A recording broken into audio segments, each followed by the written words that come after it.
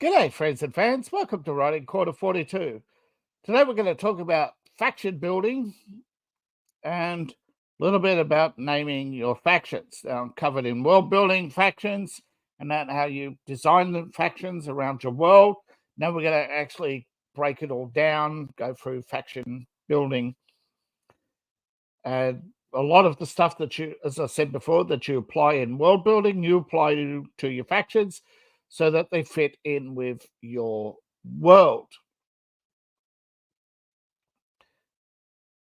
Right. So let's begin with naming. You have to establish some sort of naming convention, how you're going to name factions. That would be based on the languages of and the areas and regions that these factions are based in. This is a label for the group. It's an official name. You also have a short name and nicknames. Now, when you're looking at faction, what binds them together? What symbolisms do they use? What languages? Where are they based? Do outsiders use nickname first and only learn the faction when they join? What are they joining for? Is there any insulting or derogatory names for the factions? The purpose of the faction is very important. Okay, when you design a faction, remember, there's some assembly. You start with type of faction. Remember, the different types of factions: military, religious, political, economic, cultural, guilds, houses, and of course, criminal. Now, houses, I forgot to mention one thing. They could be wealthy elites, they could be prophets, individuals. They are also, but ultimately, they are businesses. Okay.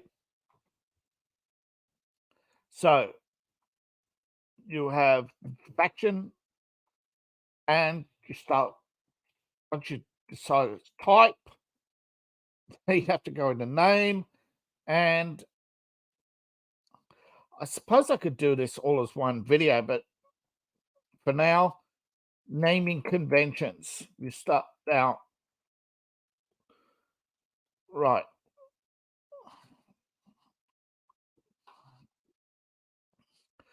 I just accidentally closed the tab. Let me bring it back up. Sorry. Naming conventions. It's the general scheme of how you're going to name. Now, it's got to reflect the name of the faction. It's got to have some sort of reflection, like with the military, the armed forces of Ukraine, the Russian army, the United States Marines. Those are factions. Guilds. The Brewsters. Is it the Brewsters? The Brewers? Yeah, the Brewers. Beer crafters. The sake makers, the wine makers.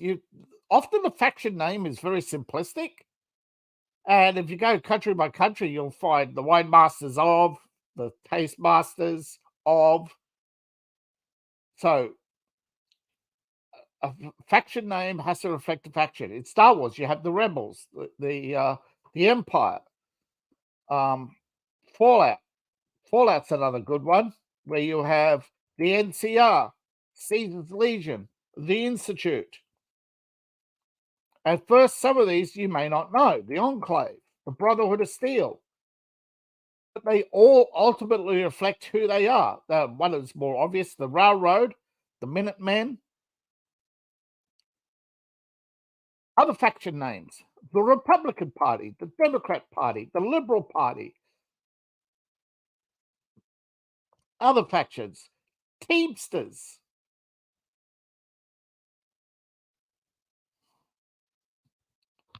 One of the largest unions in the world, if not the largest, I'm not sure. So you start with how you're going to convene different names. The unions are going to have union in the name. Various crafting guilds are going to have their craft in their name or be based on their. These are all conventions that pretty much fit broadly across the board throughout time. They're not culturally ingrained in the West, although many of them did start in the West. But the stonecutters actually started in ancient Egypt. And they spread to the West through Syria. And the Holy Scriptures ending up forming the Freemasons in Scotland, of all places.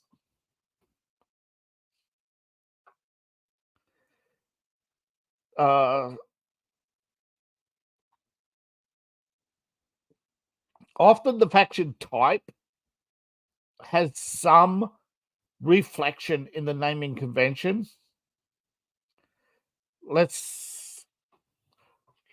Dior House is actually the House of Dior. It is a person's company, person's name. L'Oreal is actually the House of L'Oreal. I think it's actually one of the last noble houses of France, although there are others. But I think there are a couple, most of them are unclaimed or just can't be afforded to, because of state title issues. You know, most states actually charge for a title. They charge a fee for a title.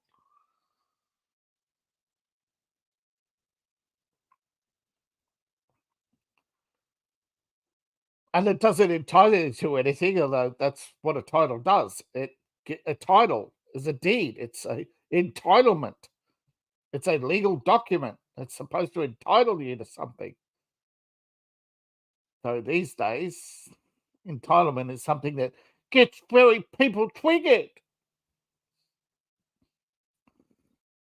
Actually, one of the most famous naming conventions you may or may not understand is the acronym. SHIELD actually stands for something.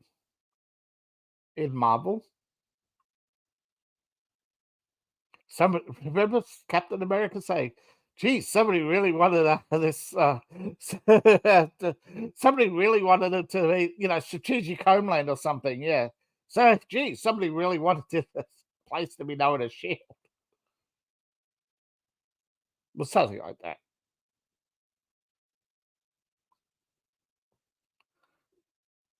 Naming conventions, America with its agencies, three letters: CIA, FBI.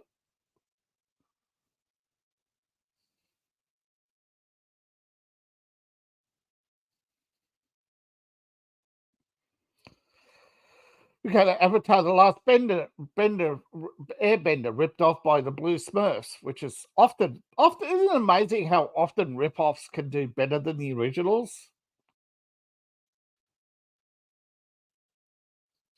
But anyway, the Blue Smurfs, they have the Earth Tribe, Fire Tribe, and they ripped off Avatar with the Earth Kingdom, Fire Nation, Water Tribe, and the Air Nomads.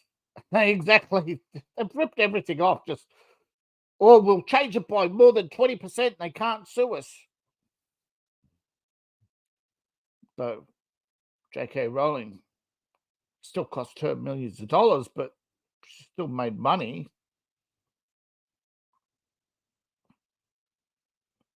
But I don't suggest you rip off anybody or change something that is popular by more than 20% and try and get away with it.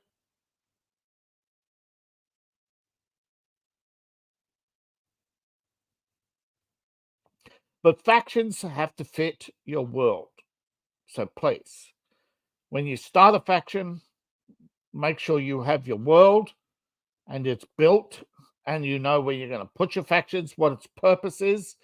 And we'll get to that more in the next video. But for now, thank you for listening. I may have actually frozen up here. I'm unfrozen now, but I may have frozen up earlier. So if I haven't lost you, thank you for watching. Please like, share, and subscribe. If you haven't done so already, goes a long way to supporting the channel. Another way you can support the channel, go the extra mile, buy one of my coffee mugs or something else from my Etsy store. Discount link in the description below. Now, if you'd like to also, another way to support the channel is to become a patron, and you get early access to my writing and other materials. Links are in the description below. My book links are in my link tree. And of course, thank you once again to all those who subscribed. Though hundreds, sometimes hundreds watch, but only a few subscribe. So, and you can also support the channel by hitting, you can also support the channel on Rumble by hitting subscribe. So you can subscribe and pay a couple of dollars a month. So you have your options, subscribe stars, etc. Still waiting on those. Anyway, thank you for listening. I'll see you all in